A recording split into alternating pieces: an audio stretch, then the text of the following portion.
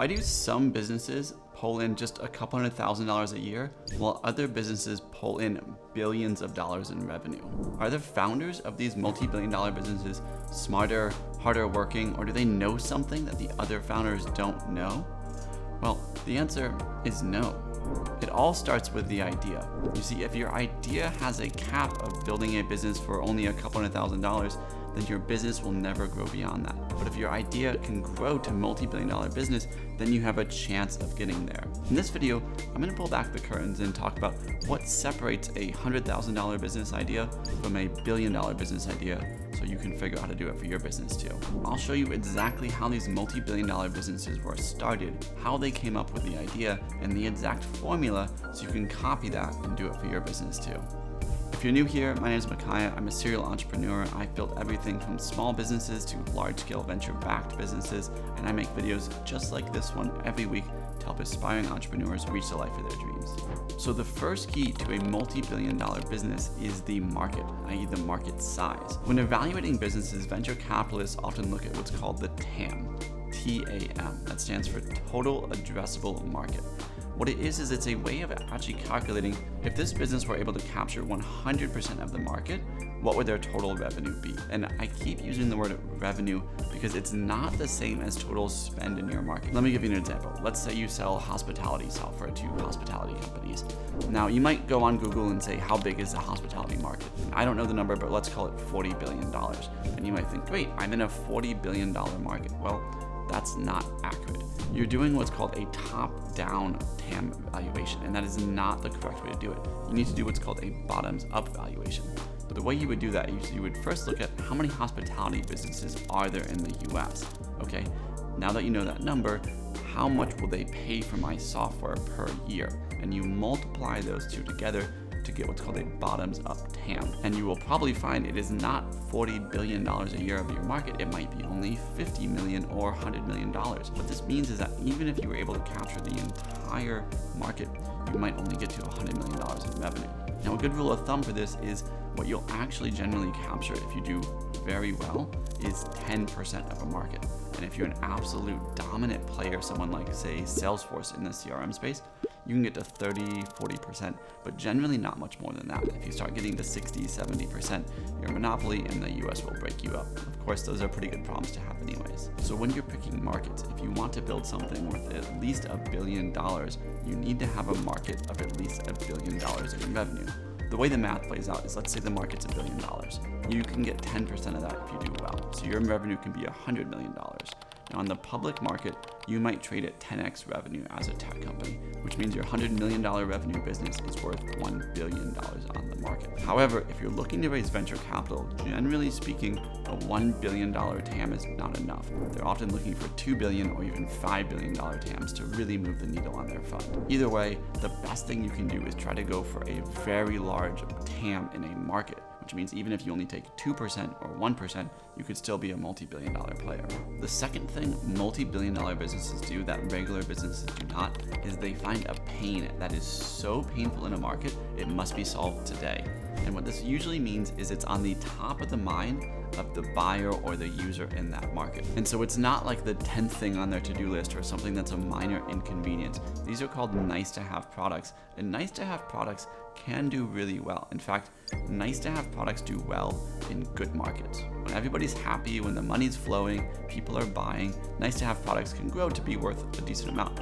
But in regular markets or tough markets, it's the need to have products that continue to thrive. And so whatever you're building, it needs to solve an absolute critical pain for people and make it much better. The third thing multi-billion-dollar businesses do well that others do not is they don't have competition. There's a famous quote by Peter Thiel, founder of PayPal, early investor in Facebook. He says, "Competition is for losers." Now, this is a bit of a complicated quote because in the US at least, there are laws against monopolies. You literally cannot have a dominant company that owns the entire market. The company will be broken up. However, there are still ways to make sure that your company stands out even in competitive markets. What you ideally want is a market where there are just a couple competitors, and most of the market share ends up going to those competitors. A few examples would be like Uber and Lyft, or DoorDash and Instacart. These are markets that are generally quite large and have built multi-billion-dollar businesses, but there's not a lot of competitors left. There's only a few. And what this does is it creates pricing power. To use another company that has a dominant market like Apple, Apple can release a $6,000 monitor and then charge $1,000 just for the stand because they kind of have the market cornered. They have pricing power, so they can charge almost whatever they want for their devices. Compare that to a Windows device. Windows devices are a race to the bottom. There's so many different competitors making Windows laptops, Windows desktops, that everyone's just trying to compete on the lowest bottom dollar for the spec. So the market you want to play in if you're going for a multi-billion-dollar market is one where the winner tends to take all. It's called a winner-takes-all market. The fourth thing nearly every billion-dollar business has in common is it has a moat around its business that makes it hard for competitors to enter.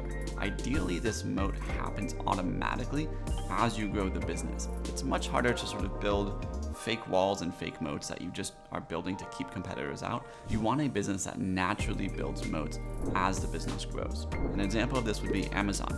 Amazon has the world's best shipping logistics. They have distribution centers all over the planet. They have trucks, they have planes, everything they need to get packages to doorsteps cheaply and efficiently. So a new competitor in the online retail space doesn't just need to build the best website and the best prices, they need to build the best shipping logistics. And that's nearly impossible to do with the way Amazon has cornered the market. Other examples would be like Facebook. They have a very large user base, so a new social media platform is going to have a really hard time attracting new users. And Uber. Uber has all the drivers, all the riders. And so again, these characteristics naturally build moats against the business, so new competitors can't really enter the market. And the last thing every multi-billion-dollar business has is a shift in the market. Venture capitalists call this a why now, as in why is now the best time to build this business? Amazon, for example, was built when the number of internet users was growing nearly 1,000% year over year. So there was this shift where before there were just a few users on the internet, there were becoming thousands, millions, tens of millions, and Amazon was able to capitalize on that by delivering products to them.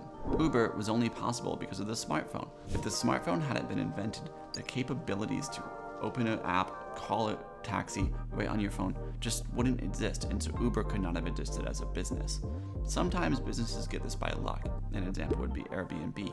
Airbnb was started right around the recession in the US in 2008-2009. Because of this, people all of a sudden had spare rooms in their houses and they needed money so they could rent them out. Simultaneously, people that wanted to travel but couldn't afford hotels now had a cheaper option. And so this recession really boosted Airbnb early on. So whatever you're building, make sure that there is something changing, something moving in the market, some new dynamic that's allowing you to capture that and make it into a multi-billion-dollar business. Now, if you're just starting out, I know this can be overwhelming. You're thinking about multi-billion-dollar businesses and you're just thinking, how do I even take the first step into starting a business? Well, I have something just for you. I just released a new video on how to start a business if you have no experience and no capital required. I'll put the link over here. Go ahead and click it and I'll see you there.